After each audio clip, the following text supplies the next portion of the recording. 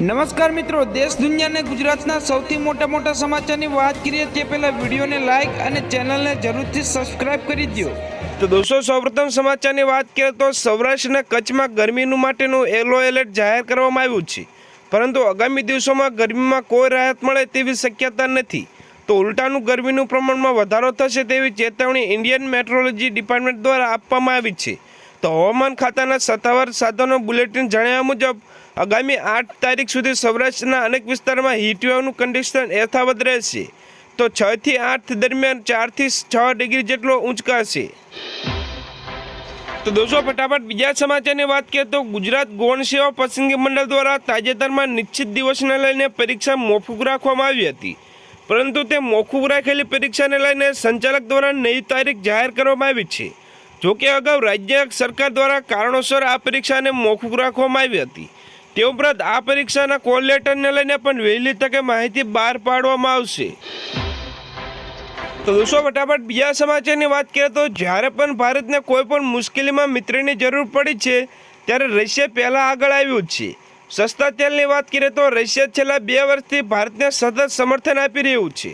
જોકે થોડા સમય માટે ભારતના ઓઇલ બાસ્કેટમાં રશિયન ઓઇલનો હિસ્સો ઘટ્યો હતો, પરંતુ એપ્રિલ મહિનામાં આંતરરાષ્ટ્રીય બજારમાં તેલ મોંઘું થવાના બદલે ભારતમાં રશિયન તેલની આવક ઘટીને 40% થઈ ગઈ હતી।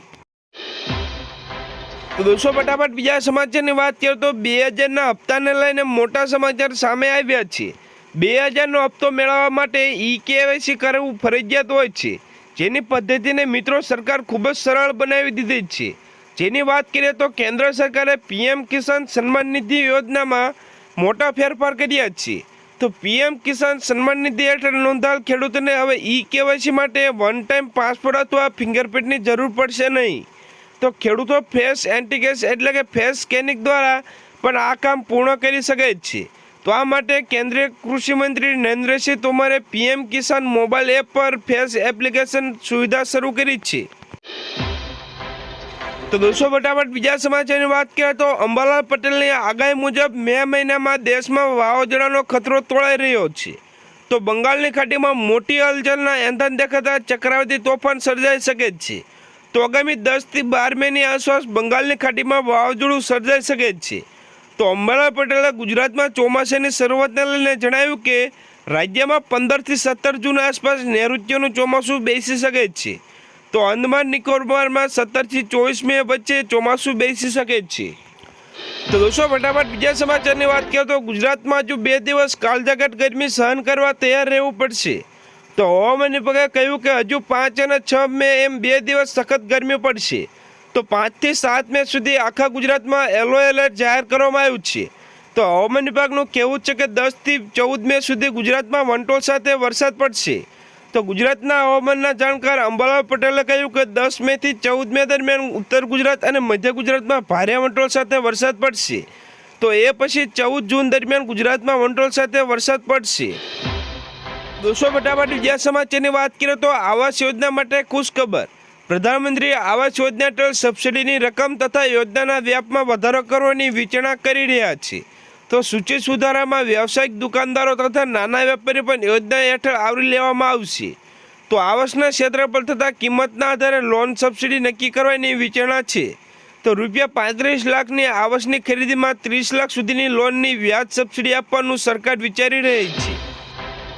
તો દોસ્તો, ફટાફટ બીજા સમાચારની વાત કરીએ તો ચૂંટણી પહેલાં પશુપાલકો માટે ખુશખબર। તો ગુજરાતભરમાં વધુ મતદાન થાય તે માટે વિવિધ પહેલ શરૂ કરવામાં આવી છે। તો આમાં હવે સુમુલ ડેરી પણ જોડાઈ છે। તો વધુ મતદાન થાય તે હેતુથી ડેરી માટે મોટી જાહેરાત કરી છે। જે દૂધ ઉત્પાદકો વહેલા મતદાન કરશે તેને 1 લીટર દૂધ પર ₹2 વધુ આપવામાં આવશે। જે મતદાનનું ચિહ્ન બતાવશે તેને ભેટ મળશે। તો સુમુલ ડેરીના ડાયરેક્ટર જયેશ પટેલે જાહેરાત કરી છે।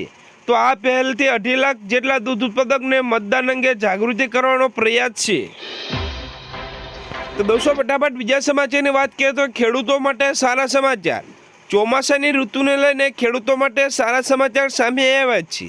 તો ચાલુ વર્ષે ચોમાસાની સિઝન સામાન્ય કરતાં સારી રહેશે, જેમાં જૂનથી સપ્ટેમ્બરમાં ચોમાસું ખૂબ જ સારું રહેવાનો અહેવાલ સામે આવ્યો છે।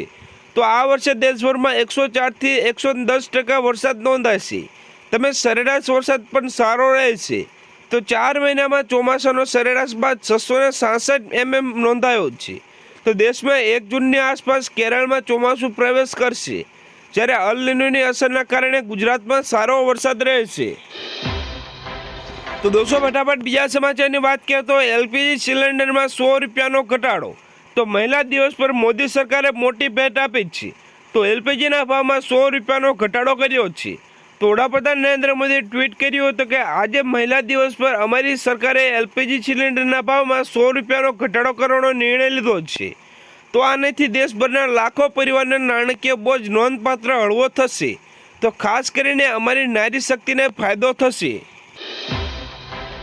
તો દોસ્તો ફટાફટ બીજા સમાચારની વાત કરીએ તો પેટ્રોલ ડીઝલ થયું સસ્તું. તો લોકસભાની ચૂંટણી પહેલાં સામાન્ય લોકોને મોટી રાહત મળે છે. તો પેટ્રોલિયમ અને કુદરતી ગેસ મંત્રી હરદીપસિંહ પુરીએ ગુરુવારે દેશભરમાં પેટ્રોલ અને ડીઝલના ભાવ પ્રતિ લીટરે 2 રૂપિયાનો ઘટાડો અંગે માહિતી આપી હતી. તો નવા ભાવ શુક્રવારે 6 વાગ્યાથી અમલમાં આવશે. તો દોસ્તો ફટાફટ બીજા સમાચારની વાત કરીએ તો પીએમ મોદીએ કોંગ્રેસને માર્યા ટોણા. તો મોદીએ 2 દિવસ ગુજરાતના પ્રવાસે હતા. તો પ્રવાસ દરમિયાન તેમણે 20 સ્થળોએ ભાજપનો પ્રચાર કર્યો હતો. તો સભા દરમિયાન તેમણે કોંગ્રેસ પર આકરા પ્રહાર કર્યા હતા. તો દોસ્તો ફટાફટ બીજા સમાચારની વાત કરીએ તો સીએમ ભૂપેન્દ્રભાઈ પટેલનો મહત્વપૂર્ણ નિર્ણય. તો મોટી જાહેરાત કરવામાં આવી છે.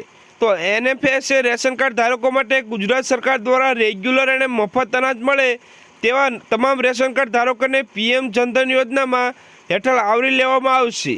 એટલે કે તેવા તમામ રેશન ધારકોને આયુષ્યમાન કાર્ડ કાઢી આપવામાં આવશે. તો ગુજરાત સરકાર અને ખાનગી હોસ્પિટલમાં આયુષ્યમાન કાર્ડ હેઠળ 10 લાખ સુધીની સારવાર વિનામૂલ્યે કરવામાં આવે છે. તો ગુજરાતના જે વ્યક્તિને મફત અનાજ અને ગુજરાત સરકારનું અનાજ મળે છે તેવા દરેક વ્યક્તિને આયુષ્યમાન કાર્ડ કઢાવી આપવામાં આવશે. તો દોસ્તો ફટાફટ બીજા સમાચારની વાત કરીએ તો સરકારનો મોટો નિર્ણય. વધુ મતદાન કરનાર ગામને મળશે ઇનામ. જી હા દોસ્તો, વિધાનસભાના અધ્યક્ષ શંકરસિંહ ચૌધરી થરાદના 11 ગામ વચ્ચે સ્પર્ધાની જાહેરાત કરી છે. તો પ્રથમ 7 નંબરે આવનાર ગામોને અલગ અલગ રાશિનું ઇનામ મળશે. તો સૌથી વધુ મતદાન કરનાર ગામને 25 લાખ રૂપિયા, તો બીજા ક્રમે આવનારને 20 લાખ રૂપિયા આપવામાં આવશે. તો ઇનામની રકમ ગામના સામૂહિક વિકાસ કાર્યક્રમ પાછળ ખર્ચ કરવામાં આવશે. તો આ પ્રકારનું પ્રોત્સાહન સમગ્ર રાજ્યમાં આપવું જોઈએ. તો દોસ્તો ફટાફટ બીજા સમાચારની વાત કરીએ તો કૃષિ મંત્રીની મોટી જાહેરાત. ઘાસચારાની અસર અને બગાડ અટકાવવા માટે ચાક કટરની સહાય યોજના અમલમાં મૂકવામાં આવી છે. તેની જાહેરાત કૃષિ મંત્રી રાઘુજી પટેલે કરી છે. તો આ યોજના હેઠળ ઓછામાં ઓછા 5 પશુ ધરાવતા પશુપાલકોને 18,000 રૂપિયાની સુધીની સહાય ચૂકવવામાં આવે છે. તો મંત્રીએ સ્પષ્ટ કરતાં કહ્યું કે ઘાસચારાને નાના નાના ટુકડા કરીને પશુઓને ધિરાણ કરવામાં આવે છે. તો ઘાસચારાનો બગાડ અટકાવી શકાય છે. તો આ યોજનાની સહાય ધોરણો વિશે જણાવ્યું હતું કે ઓછામાં ઓછા 5 પશુ ધરાવતા પશુપાલકોને 18,000 રૂપિયાની સહાય ચૂકવવામાં આવે છે. તો દોસ્તો ફટાફટ બીજા સમાચારની વાત કરીએ તો પાક વીમા યોજના ગુજરાતમાં ફરી શરૂ કરવાને લઈને મોટા સમાચાર સામે આવ્યા છે. તો ગુજરાતમાં ફ્રી ઓવર પાક વીમા યોજના આગામી ખરીફ સિઝન શરૂ કરવામાં આવશે.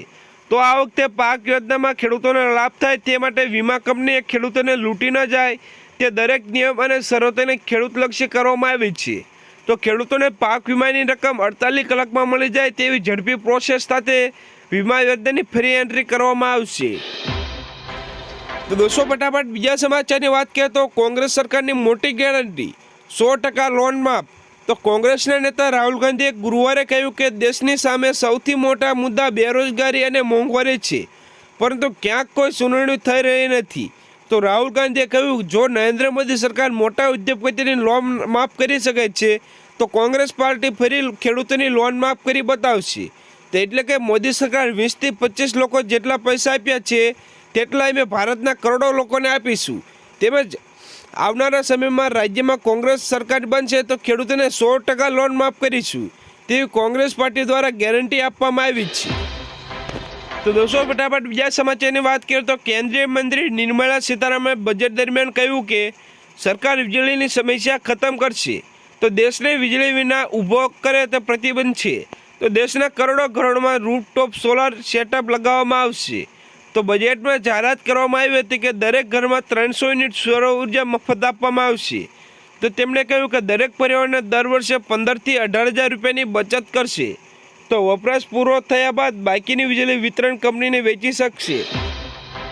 દોસ્તો ફટાફટ બીજા સમાચારની વાત કરીએ તો કેન્દ્ર સરકારની 28,000 રૂપિયાની ભેટ। તો ચૂંટણી પહેલાં કેન્દ્ર સરકારે મહાત્મા ગાંધી રાષ્ટ્રીય ગ્રામીણ રોજગાર ગેરંટી યોજના મનરેગા હેઠળ કામ કરનાર મજદૂરોને મોટી ભેટ આપી છે। તો સરકારે મનરેગા મજદૂરોના 3થી 10% વધારો કર્યો છે। તો મનરેગા મજદૂર માટે નવા વેતન દર 1 એપ્રિલથી લાગુ થશે। તો આંધ્રપ્રદેશમાં 300, અરુણાચલ પ્રદેશમાં 234, અસમમાં 249, બિહારમાં 245 રૂપિયા, છત્તીસગઢમાં 243, ગુજરાતમાં 280 રૂપિયાનું મનરેગા વેતન કરવામાં આવે છે। તો મનરેગા હેઠળ કામ કરવામાં આવતા ખાડા ખોદવાથી લઈને નાળા બનાવવાથી કામ સામેલ છે। તો આ યોજના હેઠળ 1 વર્ષમાં 100 દિવસની રોજગારીની ગેરંટી મળે છે। તો દોસ્તો ફટાફટ બીજા સમાચારની વાત કરીએ તો સરકારી કર્મચારીના પગારમાં થશે વધારો। જ્યાં દોસ્તો સૂત્ર અનુસાર લોકસભાની ચૂંટણી બાદ સરકારે જુલાઈમાં ફરી ભથ્થામાં વધારો કરવાની શક્યતા છે। તો ફરી રાજ્ય સરકાર દ્વારા ડીએમાં 4%નો વધારો થશે। તો આ નિર્ણયથી સરકારી કર્મચારીના પગારમાં વધારો થઈ શકે છે।